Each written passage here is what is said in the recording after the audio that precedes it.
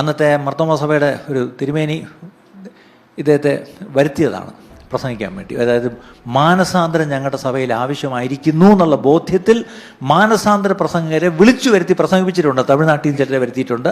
ആ കൂട്ടത്തിൽ ഈ വന്ന ഒരാൾ വിദേശത്ത് വന്ന ഒരാളാണ്. അദ്ദേഹം പ്രസംഗിച്ചപ്പം തദ്ദേശീയനായ ഒരാൾ തർജ്ജമ ചെയ്തപ്പം ഈ പ്രസംഗം ഇങ്ങനെ പോകുന്നു, ഇദ്ദേഹം തർജ്ജമ ചെയ്തു പോകുന്നു. എവിടെയോ എത്തിയപ്പം പെട്ടെന്ന് തർജ്ജമക്കാരൻ പറഞ്ഞു, ഒന്ന് നിൽക്കണേ, ഒരു ബ്രേക്ക് വേണം. അപ്പോൾ ഇദ്ദേഹം വിചാരിച്ചു ഇദ്ദേഹത്തിന് എന്തോ ഒരു ബ്രേക്ക് എന്ന് പറഞ്ഞപ്പം പെട്ടെന്ന് ഇങ്ങനെ കാണിച്ചത് എന്തോ ആയിരിക്കും. അപ്പം അദ്ദേഹം പറഞ്ഞു ഓക്കെ.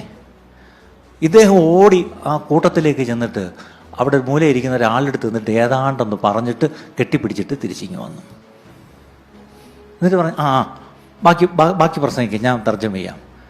അപ്പം പ്രസംഗം പറഞ്ഞെന്ന്, ദൈവാത്മാവ് തൻ്റെ പ്രവൃത്തി തുടങ്ങി, ഇനിയിപ്പം പ്രസംഗത്തിൻ്റെ ആവശ്യമില്ല. അതിൻ്റെ അർത്ഥം എന്തായിരുന്നു?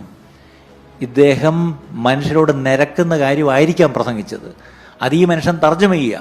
പക്ഷേ തർജ്ജമക്കാരന് എന്നെ കുത്തുകൊണ്ടു, അദ്ദേഹത്തിന് തർജ്ജമ ചെയ്യാൻ വയ്യ. അദ്ദേഹം പറഞ്ഞു, സാഹിബ് നിൽക്കി, ഞാൻ പോയത് നിരന്നോട്ട്, അതുകൊണ്ടൊരുത്തൻ അവിടെ ഇരിക്കുന്നു, ഇവനെൻ്റെ ശത്രുവാ, ഇവനുമായിട്ട് എനിക്കൊരു ചെറിയ പ്രശ്നമുണ്ട്.